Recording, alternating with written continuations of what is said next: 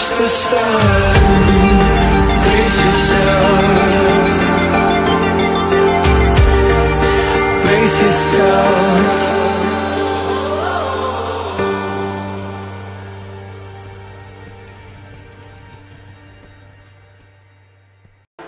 Before we begin, it's time for the pre-race headlines.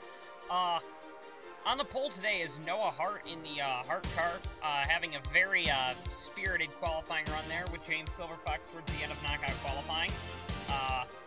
Another couple of news items are that the Thunder cars, after getting the unceremonious award of the ugliest car on the grid, will now be donning new liveries in a bright green, rather nice looking livery. Great to see that happen on that, as actually I think one is coming alongside now.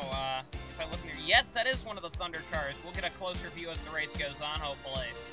We do hope they will perform all right. That new Thunder car looks rather nice as they picked up some associate sponsorship from Pepsi and Mountain Dew being the main sponsor. Noah Hart, as I said, had a very nice qualifying run here at Iowa. This is the second AOI race, so you'll see the American Oval Invitational drivers out there on the racetrack. A lot of people say that one of those cars could win today. James Silverfox, who qualified second, has dominated all weekend, outside of qualifying for that matter. It was kind of surprised that Noah Hart jumped up that, because Jacob Hart really wasn't doing anything. The final news item is the fact that both championship leaders, Ian Dutta and Charlie Fabrosis, both didn't do much in this weekend. Anyway, onto the race. And now, before we begin, we have Ian Dutta, the points leader, not even making the start. He's got some pretty big issues in that 10 car. We hope this isn't terminal. We hope we can get out there, but this is not a good start for Ian Dutta's hopes. And there's no art. It actually caused the restart to be waved off because his car was tracked on track. Oh, and Fabrosis now has an issue. So Charlie Fabrosis, the other point leader, is having a major issue as well. So we said they didn't have good qualifying runs, and now they're both having issues. But, man, what a bad stroke of bad luck for both of them. As Noah Hart comes around turn number 4, he will get the green flag here at Iowa. That is James Shelley on his outside. I'm sorry, I said Silverfox had the outside pole there earlier. I apologize for that. Shelley had a nice run. Silverfox has dominated in practice all times around. And there goes Silverfox making quick business with the 40 car, I believe that is. And here we go into turn number 3 and 4. Silverfox is already up to P2. So James Silverfox is on a charge, as that looks like something that we didn't want to see at the start of this race was this kind of pack racing. On a 3/4 of a mile short track, or it might be a little bigger than that, it's not a good sign to see this. It's a recipe for disaster, in all honesty. But we're seeing a lot of the AOI cars running in midfield. That's Randy Carpenter running 17th. Not a very good run for Carpenter, the runner-up in last season. Excuse me. As the field is... Oh, there was a little bit of contact coming off of turn 2. It looks like the AOI car, that's Steinmetz in the 36, maybe got the wall there, and DJ Curtis might have gotten a piece as well. Oh, one of the Cadenex cars is pitting. That's not good. That is James Shelley, 3rd in points. So James Shelley, there's a lot of strange pit strategy that's expected in this race. However, I do not believe this is a pit strategy call. There are quite a few people that are kind of nervous about pit strategy, but this is awfully early. I think that is for a tire stop. But it looks like Galligan's also pit, so maybe this is for a pit strategy call. Maybe they're checking tire wear or something. There was some rain last night. Oh, here we go. We got a crash. First caution of the day. That is the 35 of Jason Tross. Towards the back, we've got another AOI car. Didn't catch who it was. That would be Jacob Steinmetz. Not a very good start for Steinmetz. And I thought I saw somebody else get involved. Yes, that's the 38 of Tyler Faber. So, not a very good start for some of the AOI cars. That's 3 of them all in one wreck here on lap 5. Not a very good run. On the restart, James Silverfox leads over Noah Hart. Silverfox, as I said earlier, has dominated all weekend outside of qualifying. Ian Dutta's, of course, a lap down from the mechanical problem. Galligan's also down there a bit, and that's 37 of Eamon Staples. I believe he's a lap down. He might not be, and Fabrosis, I know, is. As there's one of those, I didn't mention in the previous headlines, but we do have a couple of in-track cameras, which are really cool around here. There's William Duncan in the brand new livery on the Thunder cars. Oh, looks like Hart's in the wall. Hart got the wall and has lost a ton of spots there. Not a very good start for Hart. He didn't lose any spots. Those were all lap cars that got by him. But there is a huge gap in between Silver Fox and Hart in second. I actually believe Vincent Allen just took it from Noah Hart, and I believe Cavagnara did as well. But there is a huge gap right now between Silver Fox and second place because Silver Fox has cleared the lap cars. Allen hasn't. So James Silver Fox is having a fantastic start. That car looks pretty strong, and at this rate, it's going to be tough to beat that 11 car. More pit strategy shenanigans taking place as Zachary Fitzwater would bring it down pit road after caution.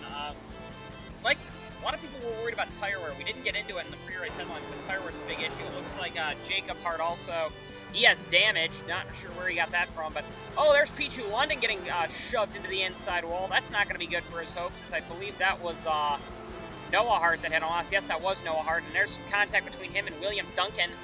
Also looks like one of the Cadenex cars went into the wall. That's Shelley, who has proven he's not taking grips since Iowa circuit very well. Here's a big mess of cars here. 3 wide all the way through the field. If I wouldn't be shocked if this pack got into a wreck soon. Look out, look out, look out! One of the AOI cars, I believe that's the 33 of Finn guy, nearly got into another one. That's one of the 40 cars. The 40 car.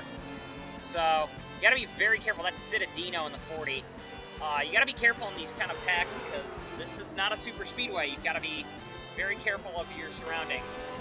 This is the rear camera off of James Silver Fox's car. Silver Fox is having a fantastic run. That is second place in the orange wall here behind him. That's Vincent Allen.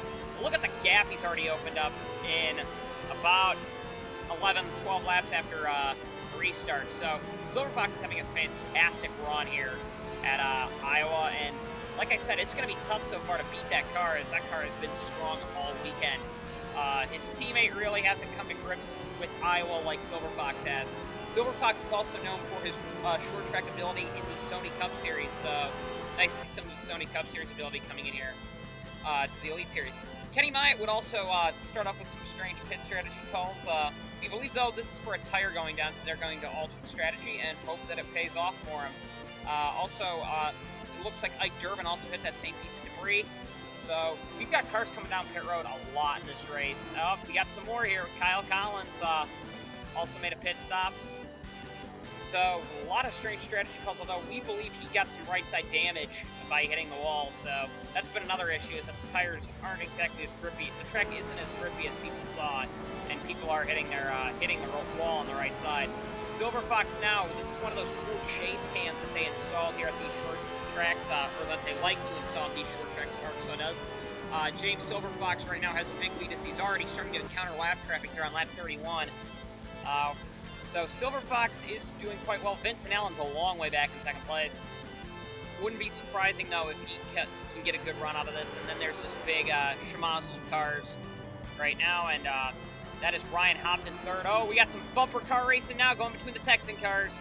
That could have been a disaster. Oh, looks like Fitzwater hit the wall there in the Visalola. Fitzwater would get off the wall safely, though. That car barely qualified for the race, as did his teammate. I believe they were within hundredths of not making qualifying. Noah Hart would come down pit road with some. This is for scheduled pit stops. More pit strategy fun taking place. Excuse me again. So pit strategy is going to be a major issue here. We're expecting some of the leaders to come in on lap 50. We are on board with Max Skinner now. He's in 5th place, trying to chase down, I believe that's Shalrott in 4th. Or that might be Vincent. Yeah, I believe that is Shalrott in 4th. The Walkier cars are doing quite well here at Iowa, which is kind of a surprise because we didn't really expect the Walkier cars. Well, they are road course ability cars, but we really didn't expect their abilities on short track to be this pronounced. So, great job by the Walkier cars. Pichu London has some severe left side damage from that wreck with Noah Hart, so he would have to pit, and he's been on pit road for a long time. Here's a more detailed look at the 2 Thunder cars, those green cars out there, and we haven't really seen a green car outside of the Cadenex car, which is also admittedly ugly, as they are getting a nice livery next year, we hear, a nice silver livery, they say. But these green cars and the Thunder cars go from from probably the ugliest car in the field to one of the nicest looking. The Thunder cars 13 and 14 look really nice right now. Carl Sander and William Duncan should be proud to be driving such a beautiful looking car. We just hope that their results come along with it. They say they're going to improve the results. First scheduled pit stop for somebody in the leader was second place Vincent Allen. He would bring it down pit road, which is good for his sake. I believe this will be the pit strategy that will win if this race continues under green. We are already on lap 50, so Silver Fox the leader's pitting, so we're on lap 50, and this is planned, and this is a lot longer green flag run than we thought it would be. So kudos to the drivers for making it a nice, clean race so far. Silver Fox is down pit road. Here comes Vincent Allen. We're, I think, going to go on board with him. Get to hear ARCSOA also. I guess when they put these V6 turbos in these cars, they weren't letting them run at full speed due to reliability issues. The teams asked them not to, and this was the first race that ARCSOA let them run at full speed. So that's why there's a little bit more of a muscly sound, as I like to call it, with these cars. You can kind of hear it. And these cars sound nice. I won't deny that. These cars sound really nice. And here comes Silver Fox out of the pits. This could be close. It looks like Vincent Allen closed it a lot, but it's not going to be enough to take the lead. But that is a good run by Vincent Allen closing in on James Silver Fox. There are some cars that still haven't hit, and we'll get to that in a second. Marian Shara was the leader of that group, and DJ Curtis was running fourth at the time. They would come down pit road in the next four laps. And now we see Nick Mace leading, and I believe, do we have a caution out? Yes, we do have a caution out. So, oh boy, here we go. It looks like Fitzwater, who's trying to pit Citadino, and slid up right in front of Citadino, carried a little too much speed there. There have been concerns about these Visa Lolas wrecking other cars. We're on board with James Silver Fox on the restart. Silver Fox is trapped in a bunch of cars on the tail end of the lead lap. Luckily for those guys, they can try and get their lead lap back if there's another caution. And in short track racing, cautions tend to breed cautions. And it wouldn't surprise me, as the one car that really didn't help was Vincent Allen got caught on the tail end of the lead lap, and goes from second to tail end of the lead lap. Both the wall gears really suffer from that. Eamon Staples would be a big beneficiary going up to second place. Good to see that. We have another quagmire of cars right here. Another sticky situation, as we've got some three-wide racing here. Three-wide racing at a short track. Who'd ever believe that we'd see that? But with these new turbochargers, with the turbochargers finally be tuned all the way up, we're finally starting to see these cars being equal. And we have a debris caution now. So a debris caution is out. And we've had debris all over the track. I'm not sure why they're throwing a debris caution now and not earlier. James Silver Fox would pit under this caution along with second place Eamon Staples. And yeah, so this would put Jake Baskinger, who pit under the last caution, onto the lead into the lead. Baskinger's another one that has been quite strong here at Iowa, so could Baskinger be going on to his first race win? It's been a while, and we kind of thought Baskinger would have won a race by now, but he hasn't. And it looks like Silver Fox is already all over him like a bad head cold. And here comes James Silver Fox looking. He doesn't have a whole lot of room, as Baskinger can coat on to the low line because he had cleared that Kathnex car of Shelley and Jacob Hart, and it looks like Silver Fox had to be caught into the outside wall. That's going to put him down to third place, maybe even a little lower, as Staples got by, and it looks like Mace is also going to join him in getting by Silver Fox. So Baskinger can breathe kind of a sigh of relief right now, because Silver Fox has fallen back a little more, and Silver Fox, as I said earlier, has been absolutely dominant here in the first 70 laps of this race. There hasn't been really a whole lot to talk about, so we're already on lap 70 out of 113. Eamon Staples now is trying to chase down Jake Baskinger. Staples is clearly faster than Baskinger at this time, and it looks like James Silver Fox is kind of going into conservative mode. So, not a very good restart there for Silver Fox, but Baskinger is now being threatened by Staples as we go through the pack, looking to see. Fifth place is John Citadino in the pretty beat-up AOI car there in the 40. Max Skinner's up to 7th, or is up to 6th, I believe, and is challenging Citadino as we go through the field. And it looks like now we got Staples going for the lead. Eamon Staples is trying to lead on Jake Baskinger, but Baskinger's car tends to do better on the outside line, I've noticed. So Baskinger will hold a position this lap. We're unsure if Staples will get it. I believe he will this time. Yes, he does, because Baskinger goes way up into the marbles. He's lucky he didn't lose the rear end of that car. and Baskinger will fall down to second place. Staples' car has started to turn into a little rocket ship. The Canadian fighting in the American Opel Invitational is doing well. Baskinger would retake the position as the caution would fly. We do have a caution out right now. Yes, we do have a caution. The yellow lights are flashing, and oh boy, that's a big wreck. Somebody's upside down. That looks like one of the Red Bulls. That's DJ Curtis, the American 700 winner. Will Lewis is on fire. Bail out of that thing, boy. Here's a replay of it. It looks like Pichu London's going to get up into, I believe that's Jeffrey Finguy or Ryan Hopt, and that's going to put Ike Durbin around, and a whole bunch of issues are happening right here. So that is not a good situation right now for a lot of these drivers. We are going to go on board with Chris Washer here. We also have an on board with Ike Durbin, not Ike Durbin, Will Lewis, and there isn't a whole lot of places to go, as we actually have radio communication with Will Lewis, and tough break there, as I'm going to step aside and you can listen very faint to the very faint commentary of Will Lewis.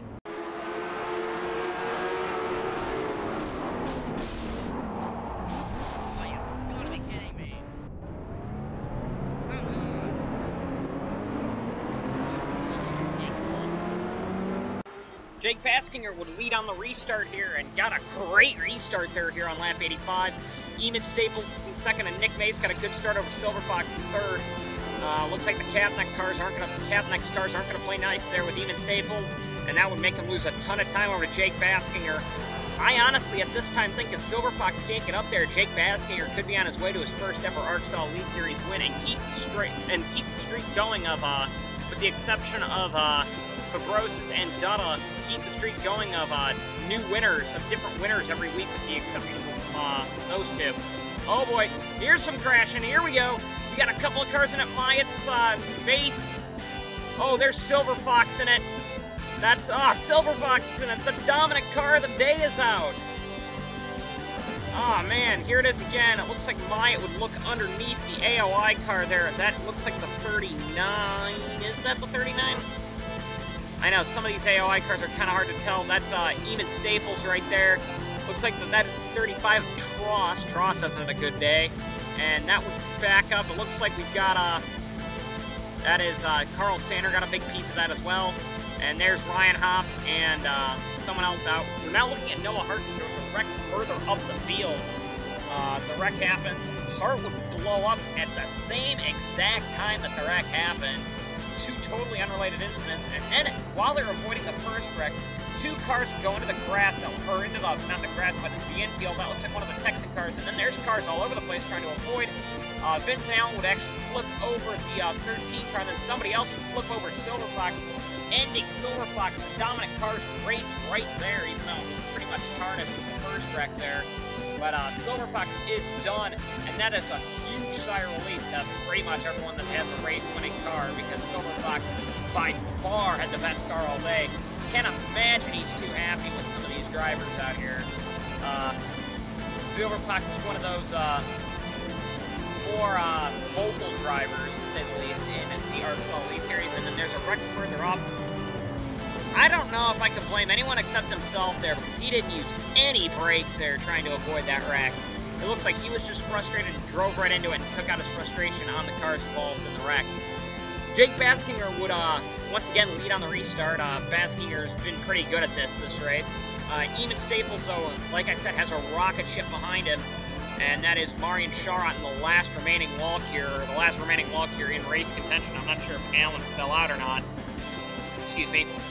But, well, I don't know if that Walkure's fast enough to get the win, but, it's definitely fast enough to be on the podium, as Baskinger takes the pretty nice lead there, is able to slide down here, but I really think Staples' car looks very strong.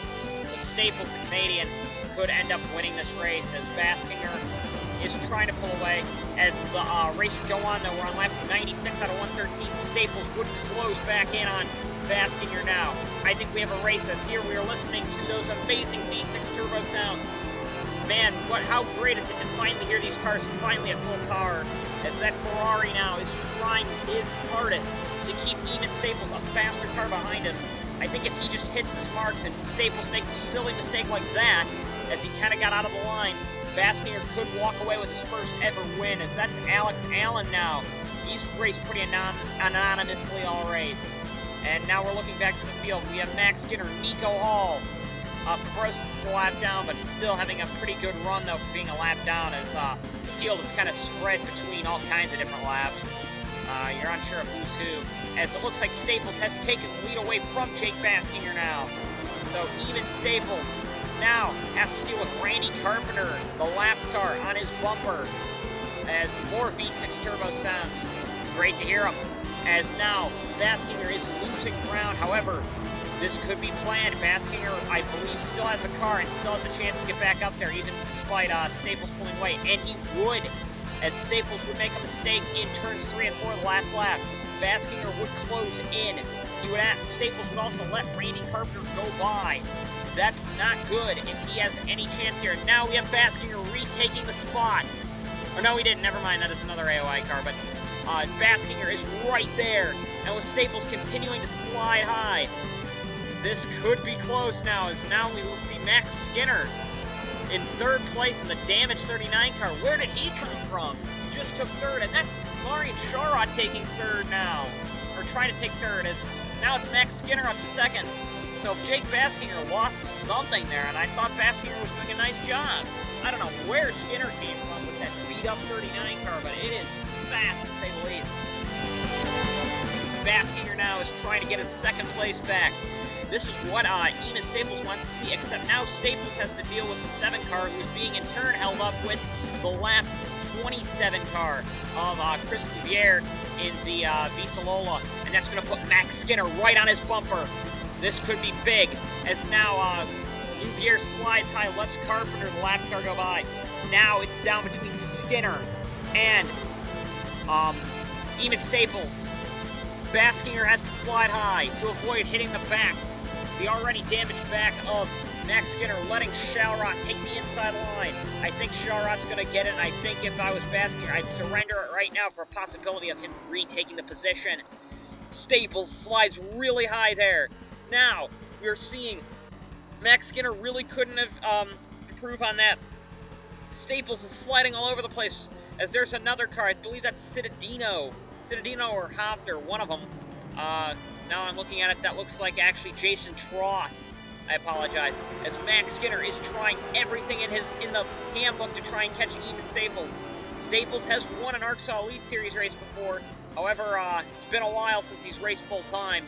And now, Staples now, with only a handful of laps to go now.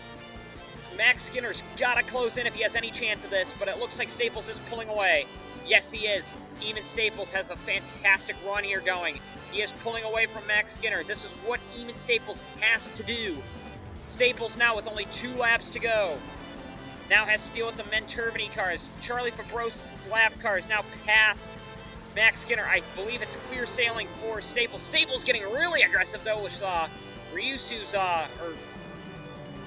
yes, I believe, no, that is actually Cameron DeLise's 19 car. But Eamon Staples now takes the white flag. He's effectively clear sailing the rest of the way unless something happens. It's now a battle for second between Shalrot and Max Skinner. I believe that will still go to Skinner. Baskinger is pretty much nowhere to be seen. He's going to get 4th pretty locked up pretty easily. But Eamon Staples comes off the final corner. Eamon Staples is going to be the first AOI car to ever win an ARCSOA Elite Series race. The Canadian does a fantastic job winning here at Iowa. 2nd place would go to Max Skinner. 3rd place would go to Marian Sharot.